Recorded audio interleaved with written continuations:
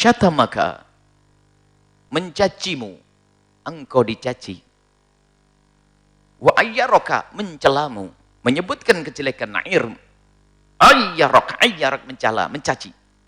Wa in ahadun syatamaka, wa in imru'un syatamaka, au ayyaraka, jika ada orang mencacimu dan mencelamu, jika ada orang mencacimu dan mencelamu, bima ya'lamu fika, dan dia mencaci itu benar-benar tahu memang kamu itu jelek. Kamu itu jelek memang, kamu punya kesalahan, lalu dicaci kamu dengan kesalahan itu. Fala tu'ayyirhu, maka jangan kau balas mencaci dia, bima ta'lamu fihi, dengan apa yang engkau ketahui. Fa innama wabalu dzalika alaihi, sebab kalau begitu itu bencana akan kena untuk dia sendiri. Artinya begini, kalau tiba-tiba Anda dicaci dan diolok oleh orang, diungkap kejelekan Anda, dicaci, kau begini. Kalau Imam Ghazali mengajari kita menata hati. Kalau kamu diolok orang tuh gini saja deh, kamu pikir. Kamu diolok orang dengan bentuk kejelekan. Kamu pikir saja, kamu jelek bener atau enggak? Kalau jelek bener ya sudah, jelek bener pas, ngapain marah? Memang saya jelek bener, berarti aku punya kejelekan seperti itu. Aku punya perilaku yang enggak bener. Lalu kita dicaci oleh orang gara-gara perilaku jelek kita. Kenapa marah? Oh memang kita seperti itu. Kata Imam Ghazali, kalau ternyata orang itu enggak tahu, ini bima ya'lam, yang dia ketahui. Yang dia tidak tahu, mencaci, salah, nuduh Anda begini-begini, Anda pikirin, Anda jelek seperti yang diomongkan atau tidak? Tidak. Ya sudah, kalau tidak, alhamdulillah, dia nggak tahu. Apakah pengen dia tahu kejelekanmu? Jadi ditata hati, kalau dia mencaci kita dengan kejelekan yang ada pada kita, ya tinggal kita mengatakan memang saya seperti itu, tinggal saya benah diri. Alhamdulillah, itu bentuk teguran buat saya. Mungkin kalau tidak ada yang mencaci dan mengolok, tidak ada yang menghina, mungkin kita tidak akan berubah. Dianggap kita tertutup dari dosa-dosa. Maka Sayyidina Umar bin Khattab, kalau ada orang mengingatkan kejelekannya, atau bahkan mencaci dan mencelanya, Sayyidina Umar berkata, rahimallah imra'an ahdali uyubi. Ya Allah, berikan kasih sayang kepada orang yang telah menunjukkan kejelekanku itu. Imam Ali Zainal Abidin, Ibn Husain Ibn Ali bin Abi Thalib, beliau suatu ketika dicaci oleh seseorang, ternyata yang ada di wajahnya adalah tampak senyum dan keceriaan. Lalu berkata kepada orang tersebut, terima kasih. Kau telah ingatkan aku untuk aku menjadi lebih baik. Akan tapi wahai orang yang telah mengolokku, ketahuilah, kejelekan yang tidak kamu ketahui dariku lebih banyak lagi. Jadi kamu belum banyak tahu tentang kejelekanku. Tawaduk malahan, bukan. Siapa bilang? Kurang ajar. Memang lebih bagus kamu dari Imam Ali Zainal Abidin. Dicaci, diolok, ternyata yang ditata hatinya. Kamu mengetahui kejelekanku, terima kasih, insya Allah aku akan benah diri. Tapi kejelekanku yang tidak kamu ketahui lebih banyak lagi. Tawaduk, tidak sok mensucikan diri kayak Nabi saja dicaci. Gak tahu saya. Astagfirullah, la ilaha illallah. Belum tahu saya ya. Apa itu? Dicaci saja kok sudah kayak sudah tidak ada dunia lagi. Dunia jadi sempit. Kalau ada orang mengolok kita, itu hadiah buat kita. Hadiah untuk benah diri. Bahkan orang itu kalau mau berbenah itu kan ada cara, kata Imam Ghazali. Kalau kamu ingin baik, itu yang pertama adalah kamu koreksi diri.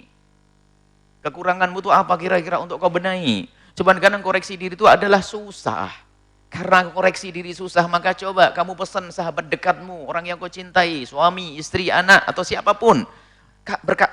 Katakan kepada mereka, kalau kamu melihat kesalahanku, kekuranganku, tolong cepat kasih tahu aku. Buka diri untuk dikritik, buka diri untuk dinasihati. Tolong sahabatku tercinta, kalau kamu melihatku kurang baik atau salah, segera ingatkan supaya aku tidak berlarut dalam kesalahan. Ini tingkatan yang kedua. Pun demikian, kadang seorang sahabat mengingatkan bahwa perlu waktu, perlu kesempatan yang tepat, masih ragu-ragu karena sahabat dekat. Yang ketiga, kalau kamu pengen berbenah diri, pengen tahu kekuranganmu tuh lihat, cari orang yang memusuhimu itu. Waduh, apa yang diomongkan tuh biasanya benar tuh. Kamu begini, benar tuh benernya. Gitu aja sudah. Alhamdulillah, saya nyari-nyari susah kekuranganku. Tatanya dia. Dan betul, subhanallah. Termasuk dalam perjalanan ini, kita perjalanan dakwah dan sebagainya, Banyak hal kita belajar akhlak dari mereka yang mencaci. Dia mencaci begini, memang saya punya kesalahan dalam hal itu. Selama ini saya tidak sadar. Mungkin omongan kita suka begini, itu nggak sadar. Di saat ada orang yang marah lalu mencaci, wah, oh benar dia. Alhamdulillah, terima kasih. Semoga Allah memberikan kasih sayang kepada orang yang telah mengkritik kami. Itu. Baik. Dan kemudian, kalau dia melakukan kritik, atau melakukan caci maki kepada diri kita, kemudian kita marah, apa bedanya? Kalau kita membalas, apa bedanya antara aku dengan dia? Kita dengan dia? Nabi pernah mengatakan, kalau ada orang mencacimu dan mengolokmu, jangan kau balas. Ada cerita, ya Nabi, ya Rasulullah, ada orang mencaciku dan mengolokku. Apakah boleh aku membalas? Kalau kamu balas, kamu sama dengan dia. Kamu tidak punya kelebihan. Makanya kalau ada orang mencaci kita dan mengolok kita, jangan buru-buru membalas. Akan tapi, mohonlah kepada Allah pengampunan untuk orang tersebut. Pernah Sayyidina Abu Bakar As-Siddiq radhiyallahu ta'ala anhu, dicaci dan diolok oleh seseorang. Nabi di sampingnya Sayyidina Abu Bakar itu senyum-senyum. Setelah Sayyidina Abu Bakar membalas, Nabi pergi. Ya Rasulullah, tadi aku diolok sama orang, kamu senyum-senyum. Tapi giliran saya membalas, malah kamu pergi. Kok tidak bela saya? Oh, ya Abu Bakar, waktu kamu diolok sama orang itu malaikat mengamini. Malaikat mendoakan kebaikan kepadamu. Tapi setelah kamu membalas tadi, malaikat pergi. Maka saya ikut pergi. Itu perlu menata hati dengan ilmu-ilmu semacam ini. Jadi jangan mudah panas, mudah terpuruk di saat diolok sedikit saja. Apalagi di zaman orang tidak ngolok, tidak enak zaman sekarang. Apalagi tadi zaman media sosial dan sebagainya. Makanya kadang-kadang kita harus menutup diri untuk melihat hal-hal semacam itu. Cuman kadang-kadang kita juga ingin belajar, apa yang kurang pada diri saya? Kita pengen melihat mungkin dari Facebook, saya pengen tahu apa sih kata orang tentang Facebook atau media sosial atau yang ada di Al-Bahjah. Kadang saya ingin tahu, yang penyakit adalah kalau mendengar sanjungan. Kita perlu mencari kritikan. Apa sih kritikan untuk kita? Karena kritikan itu adalah berbenah diri. Memang manusiawi kadang-kadang kita sakit lah. Ini baru perlu ditata. Nggak enak itu. Tapi kita harus paham itu yang bakal menyelamatkan kita. Untuk berbenah diri.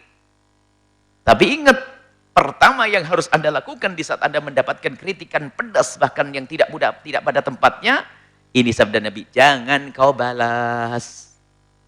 Kalaupun Anda belum mampu mendoakan doa kebaikan, yang pertama jangan dibalas dulu deh. Mendoakannya perlu tempo, kayaknya ntar dulu deh. Tapi yang jelas Anda jangan mudah membalas. Dan ketahuilah kalau dia mencacimu dengan cara yang salah, ataupun dia tahu kesalahanmu yang sesungguhnya, kesalahan harusnya ditutup. Kalaupun dia harus menasihati dengan cara yang benar, kalau ternyata dia datang kepadamu dan mencacimu, mengingatkanmu dengan cara yang benar, ya cara yang salah, urusannya dengan Allah. Tidak usah kau ikut-ikut ngurusi dia. Maka bersabarlah, jangan kau balas caciannya dengan cacian darimu, agar kamu punya kelebihan. Dan mungkin dengan kelembutan perilakumu itu, menjadikan dia sadar, sehingga tidak akan melanjutkan caci makinya. Kalau orang punya kebiasaan mencaci, Anda balas, dia akan lebih garang lagi. Tapi kalau Anda ucapkan kalimat mohon maaf, terima kasih atas itu semuanya, insya Allah setelah itu tertutup mulutnya. Oh ini saya caci tanpa begitu. Top kalah saya sudah. Assalamualaikum. Beres. Wallahu a'lam.